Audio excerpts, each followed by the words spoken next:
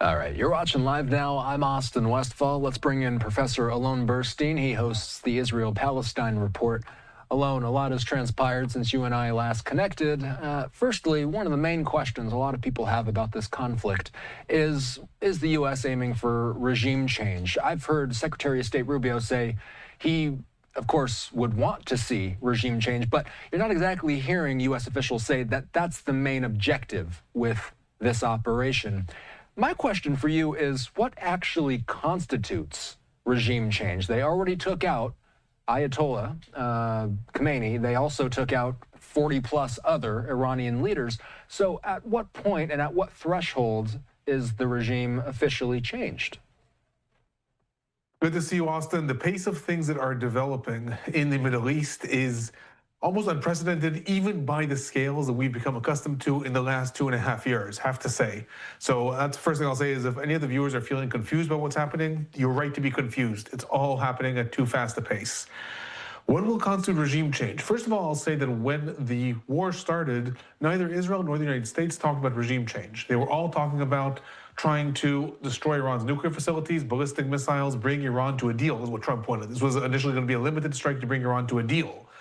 Then, especially with the success of the initial assassinations, they started to talk about regime change. Now, what would constitute regime change? An entire regime is the way the government functions. So essentially, a democratic regime does not mean just the president. So if you take out the president in a democratic regime, the regime still survives. It goes to the vice president, then it would go to elections, etc. That's the regime. That's why when we hear about the assassination of Ali Khamenei, the supreme leader, that is not regime change yet. The regime in Iran is still alive and well. The regime has appointed a council. The council is supposed to appoint their own supreme leader now to be the successor, and the regime is alive.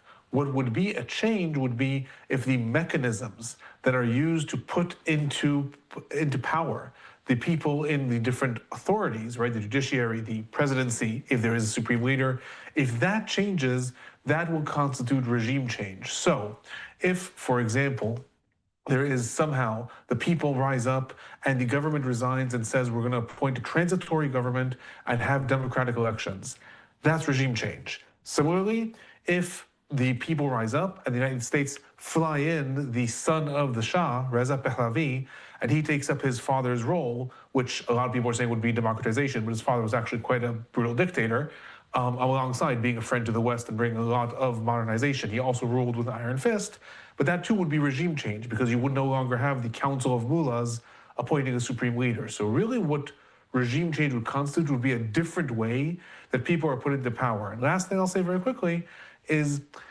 one of the reasons I would argue that people are speculating about regime change and not necessarily talking about it is because regime change is forbidden in international law as one of the things that you can aspire for that you should impose. War is permissible under certain regulations. Regime change is not. And why do I think they care?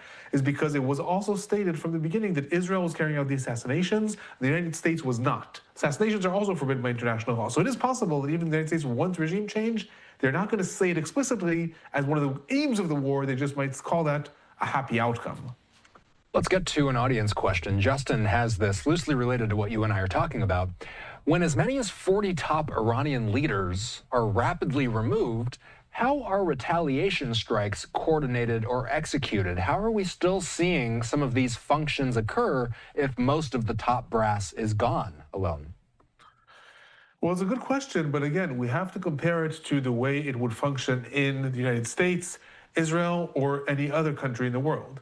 Even if in the United States, the top leadership, anyone from the president to the vice president, or the Joint Chiefs, etc., are all assassinated in one foul swoop, the regime does not necessarily collapse. There is a line of succession. Similarly, in Iran, there's a line of succession. The commander of the Iranian Revolutionary Guard was assassinated. He has a deputy.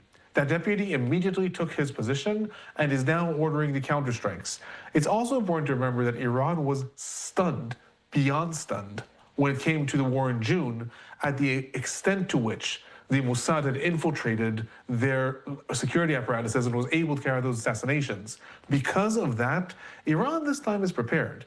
each one of the people in power has a successor in line in the event of his assassination. Ayatollah Khamenei specifically tasked the head of the National Security Council, Ali Larijani, 3 weeks ago and said, if I am assassinated, here is the plan that I want you to carry out and implement in order to keep the regime running.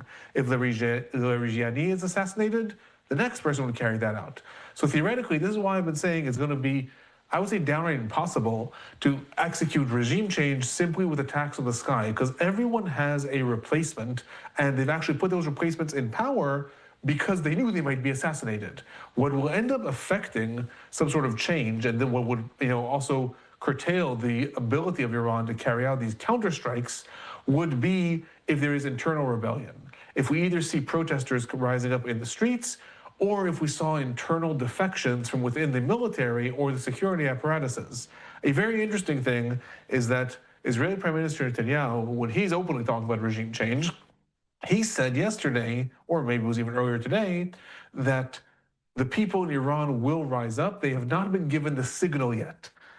I dare say that that's overstating it. I'm sure that there is some attempted coordination between Israel and the United States and opposition groups in Iran. However, both the US president and the Israeli prime minister have been openly calling on the Iranian people to come out and protest. I don't think that they're waiting for some signal. I think in Israel, there's almost frustration that the people are not out protesting yet. Very likely this is a result of mass repression and crackdown, as well as ongoing war and bombs flying everywhere. But that's really what I think the United States and Israel are sort of waiting for. They want to continue pummeling the leadership in hopes that the people in Iran will feel it's time to rise up. You know, Alon, the U.S. military is now confirming that 6 American service members have been killed. 2 of those had previously been listed as unaccounted for, and they were confirmed dead earlier today, according to U.S. officials. All 6 were Army soldiers. They were assigned to the same logistics unit in Kuwait. U.S. Central Command also says 18 American service members at least are seriously wounded. That number has increased from 5 initially reported on Sunday morning. Secretary Pete Hegseth said that an Iranian weapon made it past Allied air defenses and struck what he described as a fortified tactical operations center. Alon, as you've been tracking the casualty figures, how many people, all things considered, how many people have been killed? There's casualties in a number of countries. Absolutely. This really is spiraling into a regional war, and that is essentially Iran's last-ditch attempt to mount pressure on the United States to try to stop the attacks. So Iran is carrying out attacks against Qatar, Bahrain, United Arab Emirates, Saudi Arabia, Oman, Kuwait, Israel, obviously. There's attacks in Syria reported. All of these things are happening because Iran needs to pull the region into a war, wants to block the world's oil supply, needs pressure on Israel and the United States to stop these attacks. And because of this, they're firing every which way.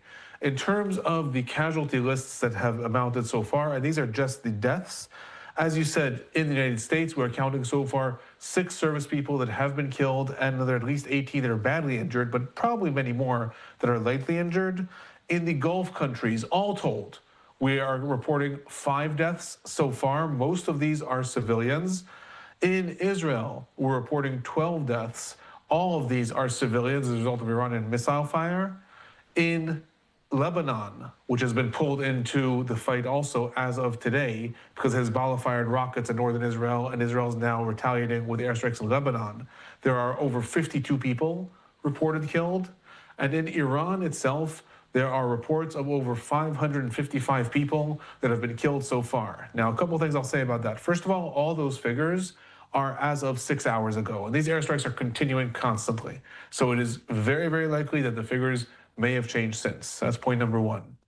Point number 2, the figures in Iran and in Lebanon count both civilians, militants, as well as leadership positions in power. So Ali Khamenei is among those 555. So is the head of the Iranian Revolutionary Guards. So are probably several hundred civilians that have been killed in the crossfire. So when it comes to Lebanon and Iran, those numbers are both civilians and people in leadership positions or combatants. The rest of the numbers, we know those distinctions. In the United States, it's 6 soldiers. In the Gulf states, it's 5 civilians, and in Israel it's 12 civilians. One of the interesting things I will say is, despite all of the air defenses that Iran has built up over the years, until now, they have not managed to actually shoot down any of the different aircraft that we've had. We had the United States planes that crashed as a result, according to reports at least, of misfire from actually Allied fire. Iran has reported that it downed 3 Israeli drones, but we haven't actually seen, despite the amount of American and Israeli pilots in the skies of Iran, no casualties have been reported there, which unto itself is to some extent a big success rate for the Israeli and American attacks. We have a live look in Tel Aviv, about 5:30 in the morning, Israel Standard Time. Moving up north to Beirut, we have a live look over Beirut on this, what's now Tuesday morning in the Middle East. Iran-backed Hezbollah is really kind of back in focus here, Alon. Hezbollah fired missiles into Israel. Israel responded by striking Beirut's southern suburbs, killing more than 24 people, according to Lebanon's health ministry. The Lebanese government is calling Hezbollah's actions illegal and demanding that Hezbollah hand over its weapons. It's not out of the realm of possibility that we see military strikes in real time on this camera at some point throughout the evening. What have you been following up in northern Israel as of late, Alon? Hezbollah's role in the war so far has been interesting, to say the least, because Hezbollah was built as Iran's forward command specifically for this week. It was built, by now over 30, 40 years ago, in order to have a situation where if war breaks out between Israel and Iran, Hezbollah will strike Israel where it hurts, will strike Israel from the north and pummel it with rockets and missiles. Because of the blows that Hezbollah suffered, especially the assassination of Hassan Nasrallah, but also the internal turmoil that Israel's invasion of Lebanon caused, and the fact that Hezbollah is now the least popular it's been in Lebanon, Hezbollah has been very, very hesitant. Current leader of Hezbollah, Naim Qassem, immediately condemned the attacks on Iran, but didn't do anything else. It was more than 48 hours since the assassination of Ali Khamenei that Hezbollah, quote unquote, finally responded. What Hezbollah did is they fired 7 rockets. Hezbollah, even after all of the 2.5 years of fighting, is estimated to have well over 15,000 to 20,000 rockets still. They're estimated to have a bunch of fighters. They could launch a lot of damage. So I've been asked all day, why did they only launch 7 rockets? What's going on? What did they do? And at first, I admit, I couldn't figure it out myself. What's the game plan? And then when I saw how Iran was attacking strategic targets in the Gulf states, I'm pretty sure that the penny dropped, for me at least. What Hezbollah is hoping to do is really not attack Israel. They are hoping to goad Israel into an invasion of Lebanon, because that will bring about Israeli casualties. Iran just needs the internal population in Israel, the United States, and the Gulf countries in Europe to be screaming at their government, stop it. Up until now, the Israeli population is suffering from missiles landing on them, but they're not seeing abundantly heavy casualties. So several dozen, if not 100 missiles have been fired at Israel. 12 people killed. Obviously, every life lost is a tragedy, but that's not a large rate that's mounting pressure on the government. In turn, if Israel were to again now be goaded, so to speak, to carry out an invasion into Lebanon and start losing soldiers while fighting the war with Iran, that would cause 2 things. First of all, it would make the Israeli forces even more depleted. The Air Force is now busy in Beirut instead of in Tehran. But more than that, that would bring about internal pressure within Israel. And that's how I would read the fact that Hezbollah did nothing but fire 7 rockets. They also fired drones at Cyprus. They're trying to goad everyone to come into the conflict, but they're not actually trying to make it an aerial battle of rockets versus Air Force. They want to draw Israel out. Another thing that indicates that is that, unlike in the past, even since the ceasefire between Israel and Lebanon, when Hezbollah fired rockets but then said nothing, here they fired rockets and then very publicly said, it's us, we claim responsibility.